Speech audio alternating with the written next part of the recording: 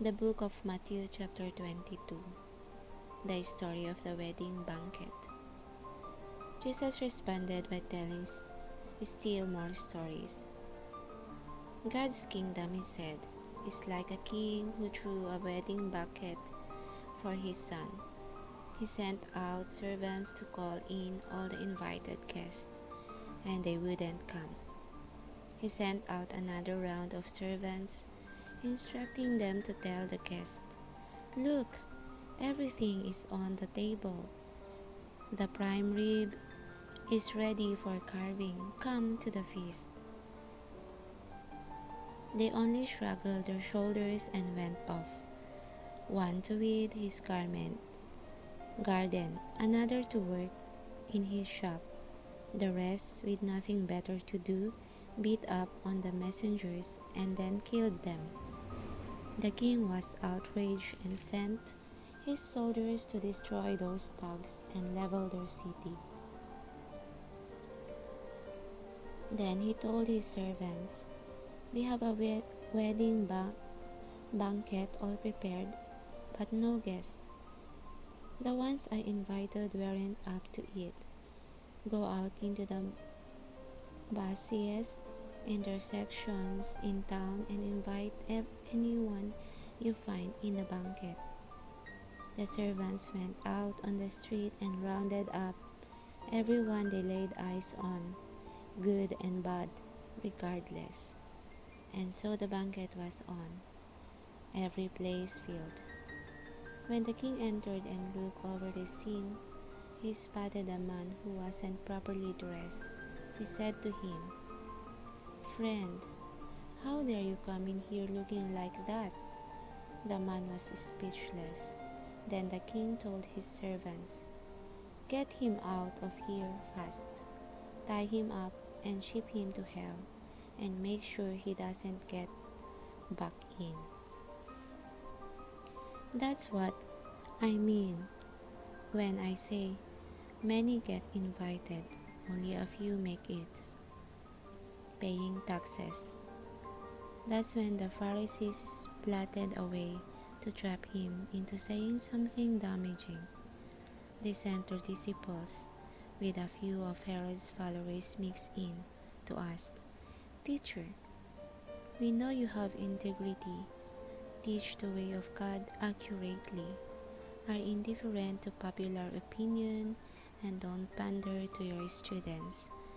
To tell us honestly, is it right to pay taxes to Caesar or not?" Jesus knew they were up to no good. He said, "Why are you playing these games with me? Why are you trying to trap me? Don't you have a coin? Let me see it." They handed him a silver piece. "This engraving, who does it look like? And whose name is on it?" They said, "Caesar." "Then give Caesar what is his, and give God what is his." The Pharisees were speechless. They went off shaking their heads. Marriage and resurrection. The same day, Sadducees approached him. This is party that denies any possibility of resurrection. They asked, "Teacher, Moses said that if a man dies childless, his brother is obligated to marry his widow and get her with child. Here's a case where there were 7 brothers. The first brother married and died,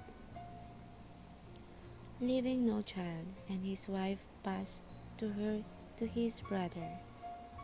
The second brother also left her childless. Then the third, and on, all 7. Eventually, the wife died. Now, here's our question.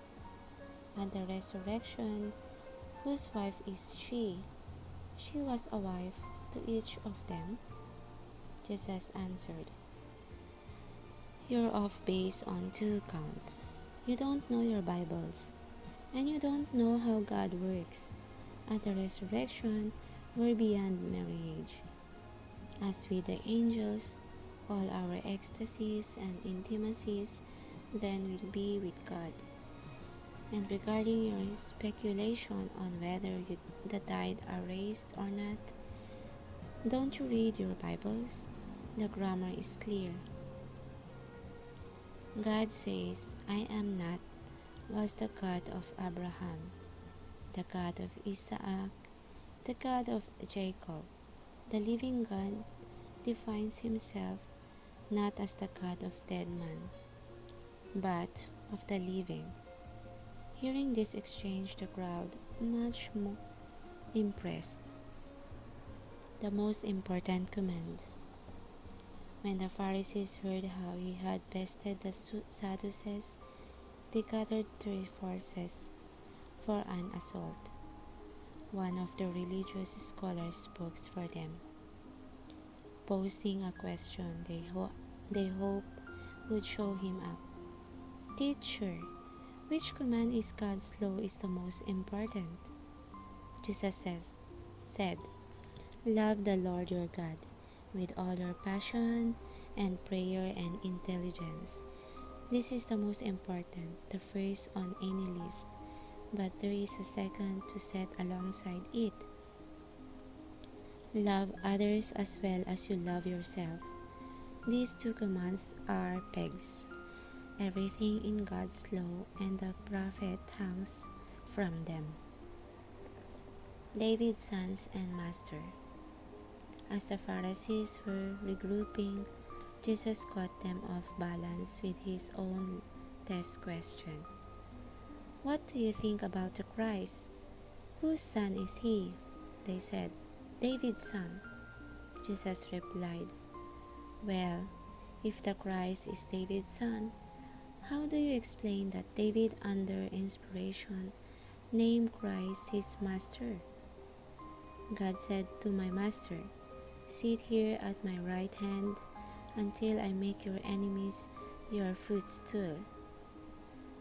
Now, as David calls him master, how can he at the same time be his son? That stumped them. Literalists that they were, unwillingly to risk losing face again in one of these public verbal exchanges, they quit asking questions for good.